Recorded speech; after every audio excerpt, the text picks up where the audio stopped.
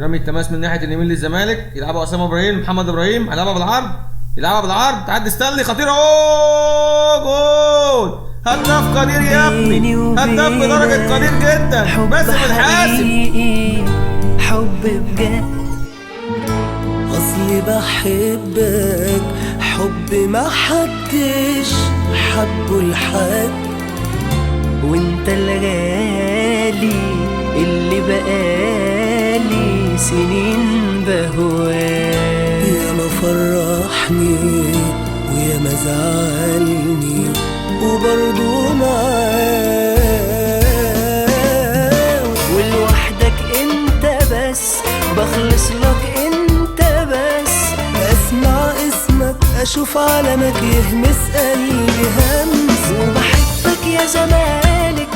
اهلا بحضراتكم وحلقه جديده من برنامجكم كوره مع الشنتوري وتحليل مباراه الزمالك والانتاج الحربي.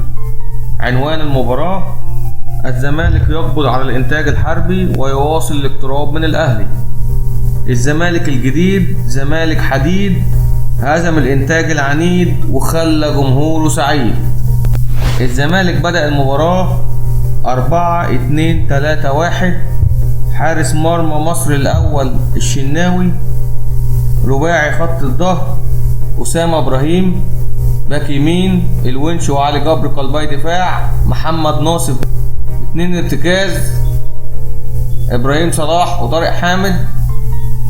ثلاثي أمامهم شيكابالا، أيمن حفني، معروف يوسف، تحت مهاجم وحيد باسم مرسي. الشوط الأول الزمالك قدم 20 دقيقة أولى ولا أروع من كده، ضغط، استحواذ، سيطرة، ضيع فرصتين، واحدة لباسم مرسي أنقذها عامر حارس الإنتاج لضربة ركنية، وواحدة ضربة جزاء لشيكابالا ضيعها بمنتهى الرعونة.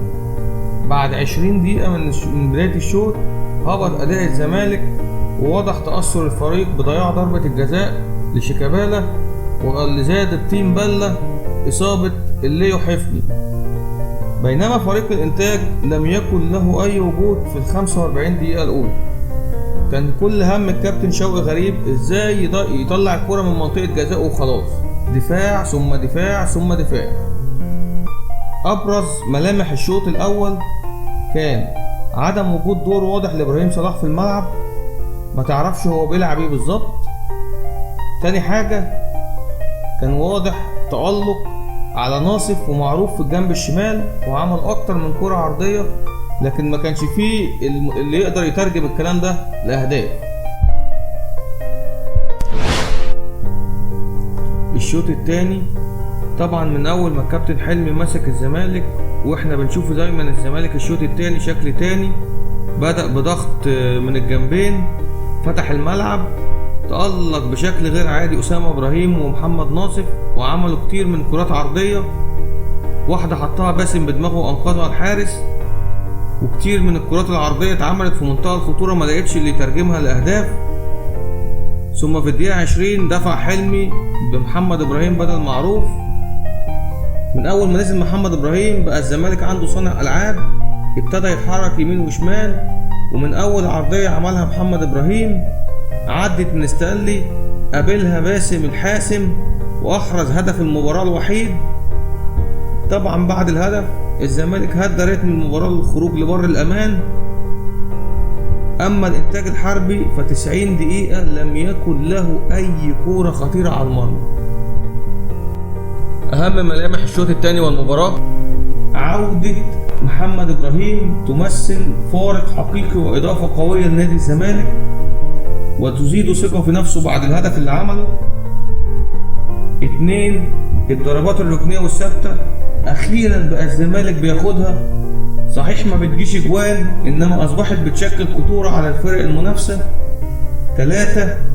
اللي عنده الونش ما يخافش، ما بالك بقى لو كان جنبه الوزير علي جبر ووراهم حارس مصر الأول الشناوي. 4. أسامة إبراهيم يستحق لقب نجم المباراة في الشوط الثاني.